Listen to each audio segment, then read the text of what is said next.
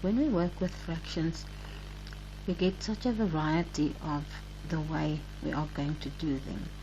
If you look at these ones, 1, 2, 3, 4, 5, 6, 7, 8 of them, I can basically show you 8 different ways of doing the calculations with the fractions, with the mixed numbers. For this one, you've got a mixed number and a fraction. This one a fraction and a mixed number. There you've got two mixed numbers with a subtraction sign in between. Then you get to the multiplication with a mixed number and a fraction. Multiplication with a mixed number and a mixed number. There we even get a square root, but of 2 1/4. It's also a mixed number, but inside a square root. There we have a unit minus a mixed number, and then we get mixed numbers that you can divide.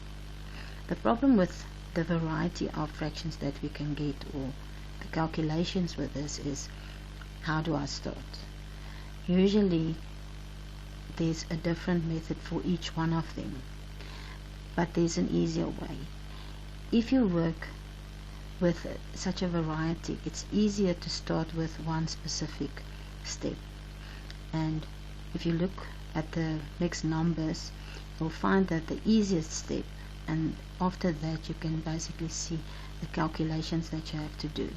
Then you can focus on the denominators, for example, or the square root, or the multiplication sign. Okay, in this case, I like following one step to start the sum, and usually when you find that first step, then you'll be able to do the rest of the sum easier.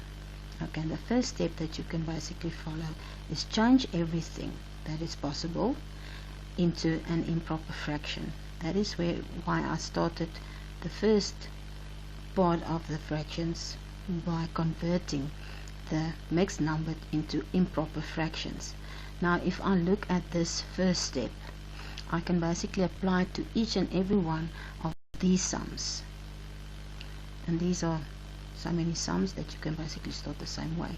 So just to have a look at what I'm talking about, these ones I'm going to change the mixed number into an improper fraction, and this will be 25/8.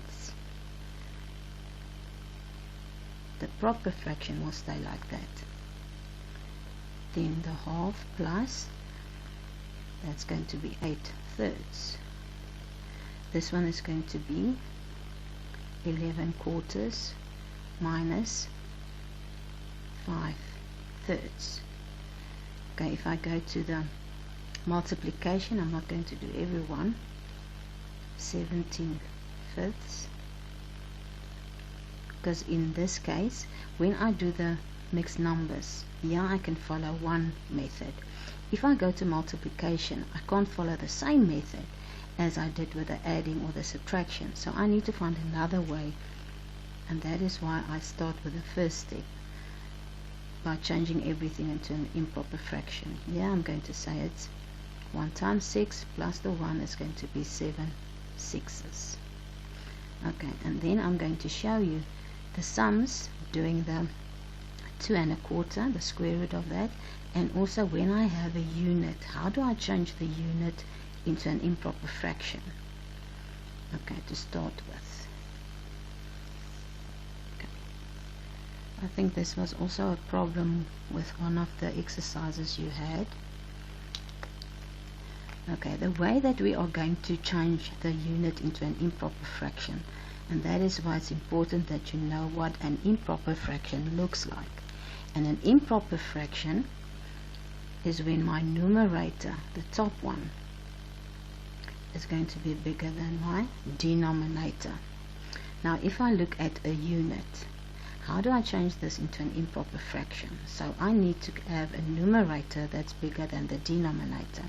The easiest way is to divide it by 1, or I put my unit on 1.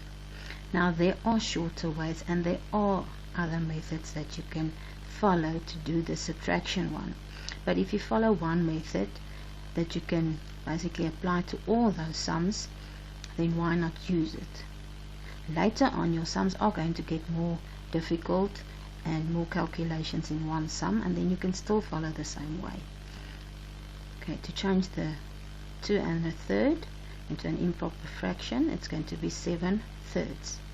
Now you can see basically your denominators are more visible. If you put something over that, then you can see your denominators is going to be a 1 and a 3. Now you can see the denominators are different. Because I'm subtracting, I need to find the same denominator. The way I'm going to do that is to get the LCM. This one is easy because I can see it's a third. Okay, so I'm going to multiply by 3, multiply by 3. So I'm going to have 12 minus, there I'm just going to keep it like that.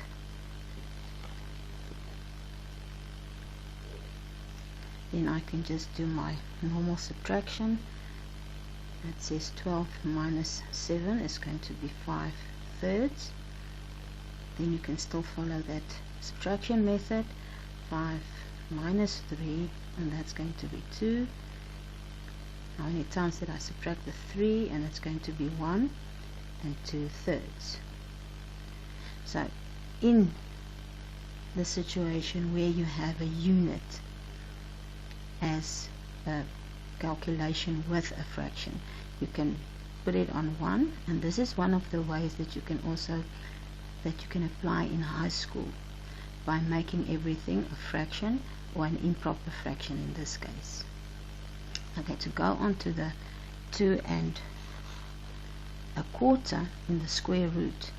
Now when you look at the 2, think back of the time that you did the square roots. You have to find something that is to the power of 2, otherwise you can't take the square root of this number. The 4 you can take the square root of, but now you're stuck with a unit. And now by changing this into an improper fraction, then it's easier to see basically what you have to do. So 2 times 4 is 8, plus 1 is 9 quarters. Now if you look at the 9 and the 4, both of them are square numbers. So if I take the square root of 9, it's going to be 3.